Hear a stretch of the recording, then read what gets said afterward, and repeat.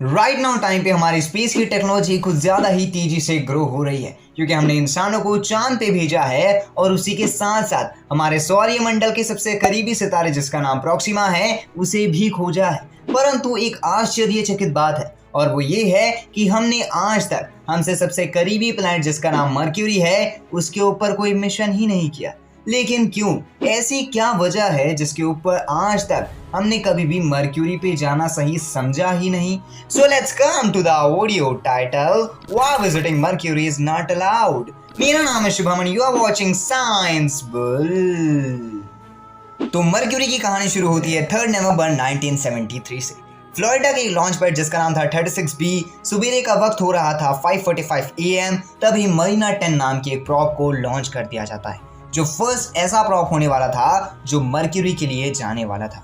But उससे भी खास बात ये थी कि ये प्रॉप फ्यूल से नहीं चलने वाला था, बल्कि ये प्रॉप तो एक्चुअल में ग्रेविटेशनल असिस्ट के थ्रू चलने वाला था, जो एक्चुअल में साइंटिस्ट को काफ़ी ज़्यादा डरा रहा था क्योंकि साइंटिस्ट ने फर्स्ट टाइम को एक ऐसे प्रॉप को डिज़ाइन किया था तो इसके चलने की संभावनाएं बहुत कम थी।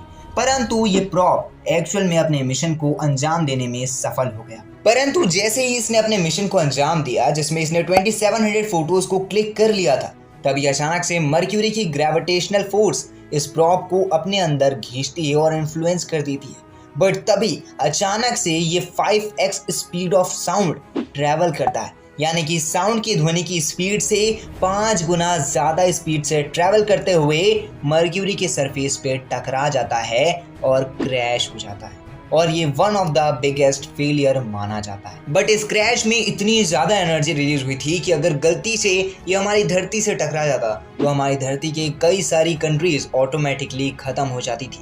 बट उससे भी खास बात यह है और मेन पॉइंट ये है कि एक्चुअल में ये फेल हुआ ही क्यों था, ऐसी क्या वजह थी जिस वजह के कारण वो फेल हुआ था। तो देखो, बेसिकली जैसे ये सन और मर्क्यूरी के बीच में आता है तो जो सन का ग्रेविटेशनल फोर्स रहता है वो इसे इन्फ्लुएंस करता है, और जैसे ही ये मर्क्यूरी के पास आता है तो मर्क्यूरी का जो ग्रेविटेशनल फोर्स रहता है वो इसे इन्फ्लुएंस करता है। बट तभी ये अचानक से मर्क्यूरी के अंदर इतनी ज़्यादा स्पीड से जाता है कि वो स्पीड कैलकुलेट करने से आती है साउंड की स्पीड के 5x। अब नॉर्मली वो स्पीड इतनी ज़्यादा रहती है और ये डायरेक्टली मर्क्यूरी से जाके टकरा जाता है और ये तुरंत वहाँ पर क्रैश हो जाता है।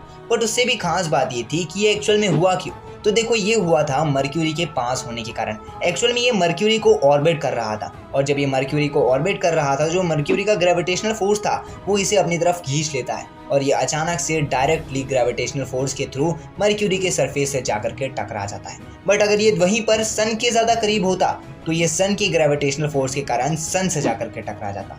इसीलिए अगर हम इसका नॉर्मली सॉल्यूशन देखें तो इसका सॉल्यूशन सिर्फ एक ही चीज़ है और वो है स्पीड। अगर जैसे ये इन दोनों के बीच में आ रहा है तो हम अगर इसकी स्पीड बढ़ा देते हैं तो दोनों की जो ग्रेविटेशनल पावर रहेगी वो इसे कुछ भी नहीं नुकसान पहुंचा पाएगी, बल्कि ये डायरेक्टली वहां पर से स्पीड के थ्रू ऑटोमेटिकली निकल जाएगा। बट उससे खराबी बात ये है कि ये ढंग से फोटोज नहीं खींच पाएगा। नॉर्मली इसका जो मिशन था वो था फोटोज को क्लियर क्वालिटी पे भेजना, बट अगर ये ज़्यादा स्पीड पे रहेगा तो इतनी ज़्यादा स्पीड पे कोई भी फोटोज एक्चुअल में कैप्चर हो ही नहीं सकती है, जिसकी वजह से ये आइडिया भी फेल हो जाता है। हमने हाल ही फिलहाल पे 2018 पे नासा के द्वारा मर्क्यूरी पे वापस से एक प्रॉब भेजा था, लेकिन हम ये मिशन कर ही क्यों रहे हैं? तो देखो, इसका सीधा साधा सिंपल फंडा ये बनता है कि जैसी हमारी धरती है सेम वैसी ही मर्क्यूरी भी हो सकती है। लेकिन क्यों? तो देखो, बेसिकली हमारी धरती के ऊपर और हमारी मर्क्यूरी के ऊपर दोनों के ऊपर सनसेट और सनराइज होता है, लेकिन मर्क्यूरी के ऊपर दिन में 2 बार होता है, जो वाकई में काफ़ी ज़्यादा अलग सी ही चीज़ लगती है और एकदम ज़्यादा ही फैसिनेटिंग लगती है।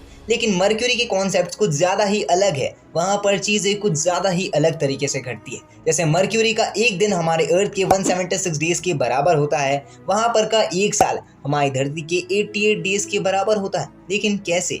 एक्चुअल में जो मर्क्यूरी है ना वो अपने ही एक्सिस पे बहुत ही धीरे रोटेट करता है, जिसकी वजह से उसका हर एक एक दिन बहुत ही ज़्यादा लंबा होता है, लेकिन साल बहुत ही ज़्यादा छोटा होता है क्योंकि एक्चुअली में वो जो सन है ना उसके काफ़ी ज़्यादा करीब है, जिसकी वजह से वो काफ़ी ज़्यादा स्पीड में उसके अराउंड रिवॉल्यूशन करता है, जिसकी वजह से उसकी ईयर की टाइम पीरियड बहुत ही ज़्यादा कम है लेकिन दिन की टाइम पीरियड बहुत ही ज़्यादा है। लेकिन ऐसा क्यों? तो देखो, जैसा हमारा धरती और हमारा मून का टाइडली लॉक पीरियड है ना, सेम वैसी जो हमारा सन है और जो हमारी मर्क्यूरी है वो आपस में टाइडली लॉक्ड है, यानी कि मेजॉरिटी ऑफ द टाइम जो सन का एक फेस है और जो मर्क्यूरी का एक फेस है वही आपस में इंटरकनेक्ट होता है, इसीलिए वो काफ़ी ज़्यादा धीरे धीरे रोटेशन कंप्लीट करता है। बट हम अगर नॉर्मली देखेंगे ना, तो जो मर्क्यूरी का एक दिन रहता है वो मर्क्यूरी के 2 साल के बराबर होता है। बेसिकली मर्क्यूरी अपने ही एक्सिस पे एक दिन रोटेट करने के लिए अपने ही ऑर्बिट का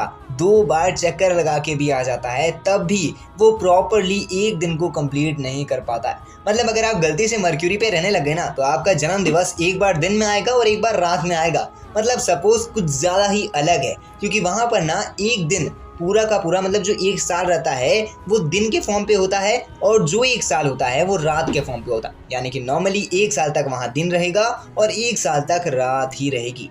मतलब सपोज करो अगर एक्चुअल में हम वैसे प्लेनेट पे रहने लग गए तो क्या होगा। लेकिन फिर भी अभी तक मर्क्यूरी के काफ़ी सारे राज दफन हैं, जिसकी वजह से हो सकता है मे बी वहाँ पर कुछ ज़्यादा अलग अलग चीज़ें भी मिलती होगी, या फिर मान लो कि वहाँ पर कुछ ज़्यादा अलग अलग चीज़ों की भी खोज करी जा सकती है। अब आपको क्या लगता है अपनी राय कमेंट बॉक्स में जरूर बताइएगा। बाकी अगर आपको वीडियो अच्छी लगी हो तो वीडियो को लाइक कर दीजिएगा, चैनल पे नए तो चैनल को सब्सक्राइब करके बेल आइकन कॉल पे सेट कर देना। मैं मिलता हूँ अगली वीडियो में, तब तक जय हिंद, वंदे मातरम, and thanks for watching this video.